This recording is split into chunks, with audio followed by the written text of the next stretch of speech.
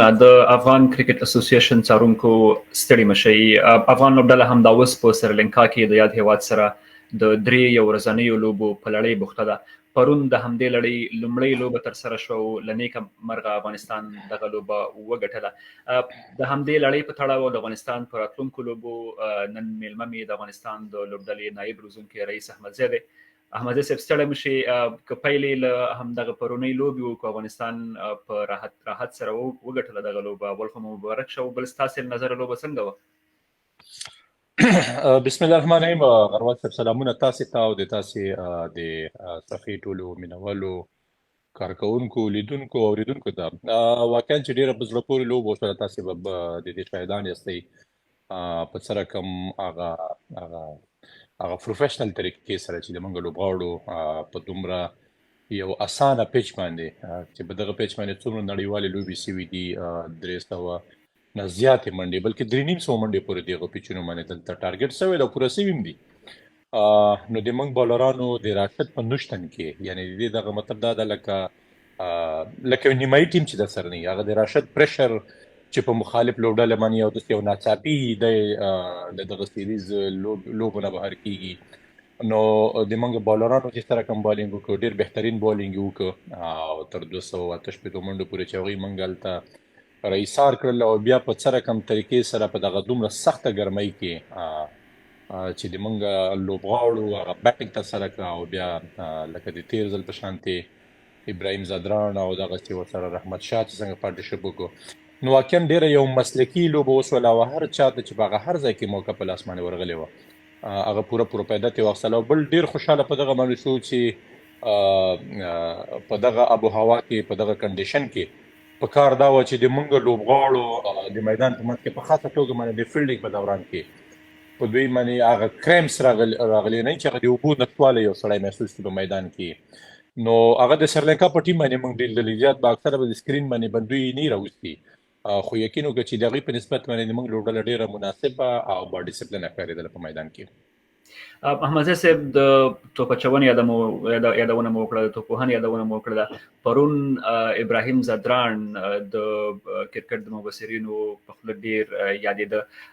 داسې څه دي چې نوموړی د نورو توپوهونکو نسبت بدل کوي چې دومره ښه نتیجه ورته ورکوي؟ یو نور توپوهونکي په دغه لوبډله کې له نوموړي څه زده کړه کولی شي؟ یعنې که زه د ابراهیم زدران په باره کې ووایم، ډېر با ډسپلینه سړی ده او دغه ډسپلین او ډېر با تربیه سړی ده.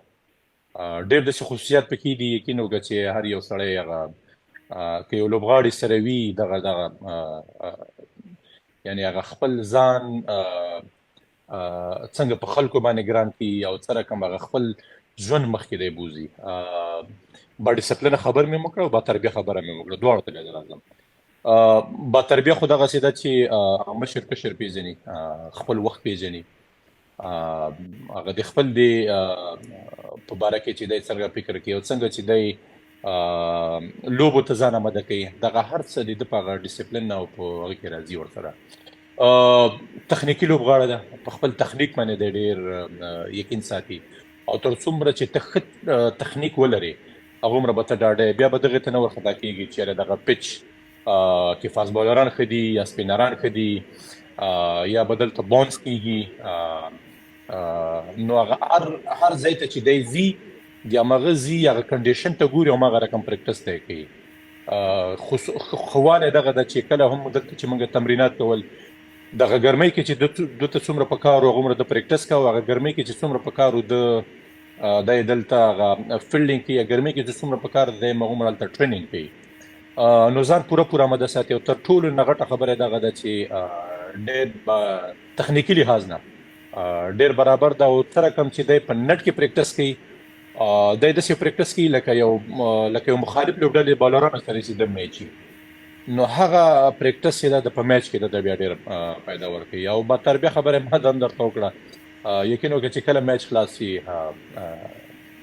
لکه پرون مثال بیا زه ووایم، یعنې دومره د خپله سینچري ته نه و خفه لکه څنګه چې د اول بښنه دغه وکړله چې زه ډېر بښنه غواړم چې ما دغه میچ ولې فینش نه کړ، دغه میچ مې ولې راونه ګاټه. نو که څومره هم موږ د ده په باره کې وویل به کم وي. خدای دې همدغسې نور هم ځلانده ستوري لري او پوره په ډاډ سره ویلی شم چې په راتلونکي کې به دی ډېر نړیوال ریکارډونه ځان سره ولري. مننه ابراهیم زدران او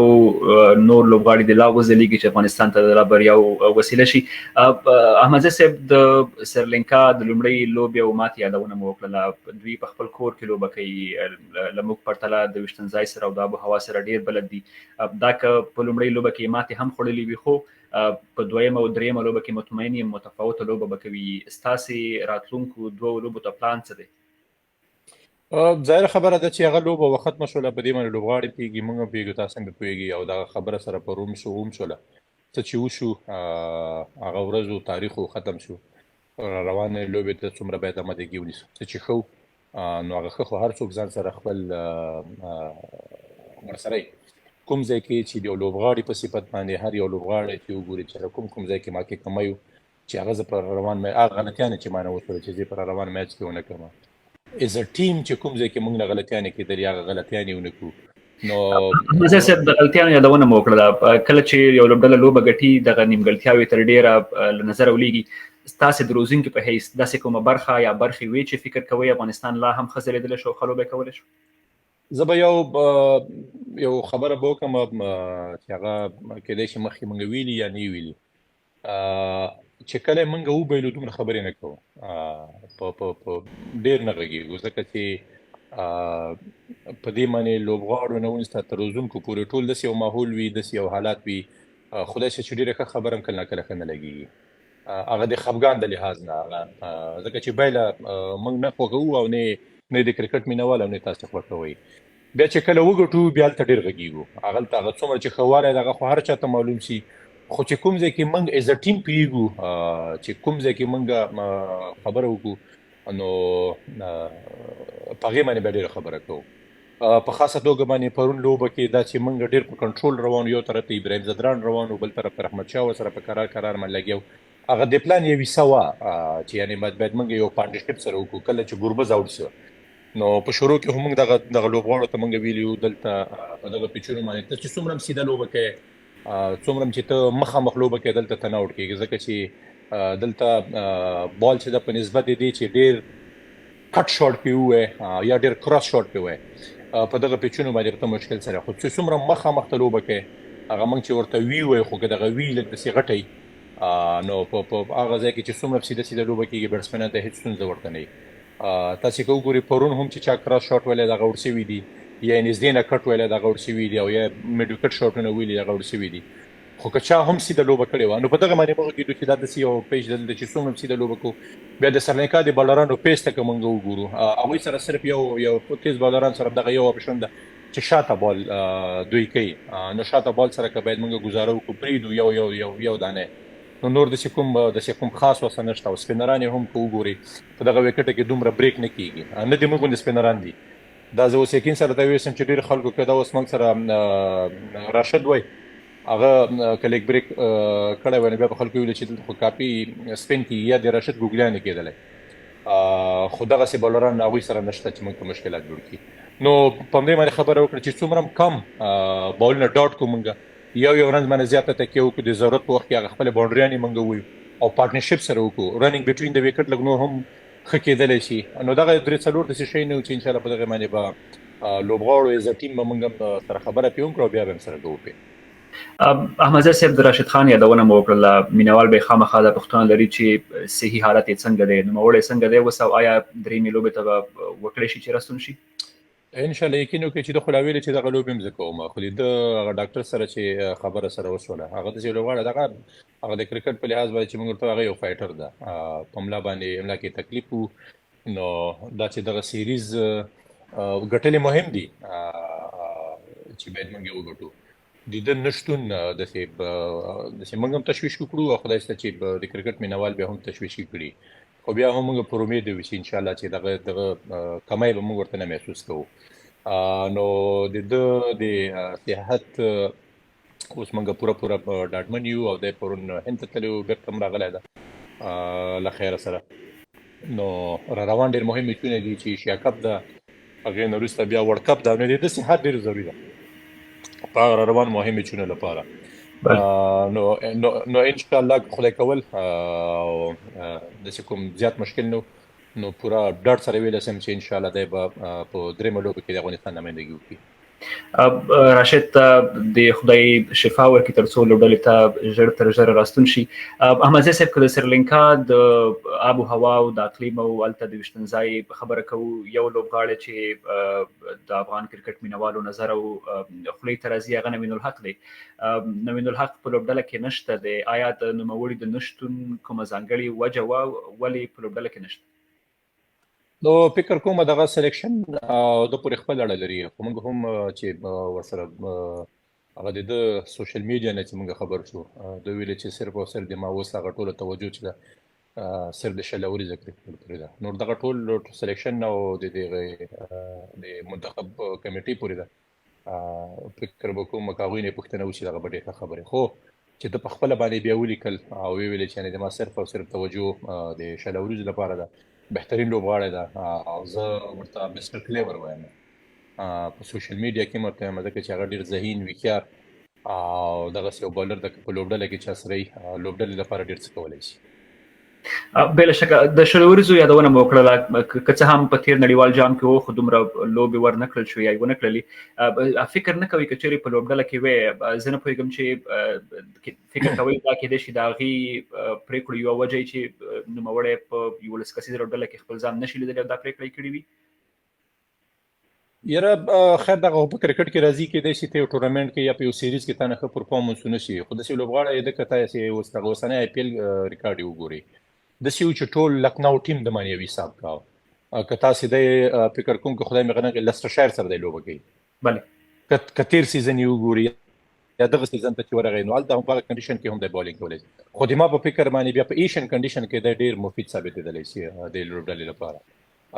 دی که تیز بال کوي او دی که سلوور ون دغه کټر کوي، آف کټر لري، لیټ کټر لري، ښه حرکت لري، یعنې مستر کلیور دغسې یو بالر ده چې دی هر یو لوبډله ده ته ضرورت لري. احمدزی صاحب د سریلانکا په لوبو وغږېدلو، له دې وروسته د افغان کرکټ مینوال به ضرور په تمه وي له تاسې واوري چې افغانستان د چا سره لوبې لري. که څه هم د بنګلادیش سره لوبې خو نهایي شوي دي، د هند سره په لوبو ډېرې خبرې کېږي. آیا د هند سره افغانستان د بنګلادیش د سیریز په جریان کې د لوبو د کېدو چانس یې شته دی، شونې ده؟ یاره داسې یو خبرو، خو دا چې د موږ په وس کې دومره ده. هندوستان د کرکټ یو زورور او یو مضبوط هېواد ده او پلان هم دغسې و چې د ټیسټ میچ نه وروسته به د موږ چې بنګلادیش سره په 14 د جون شروع کېږي،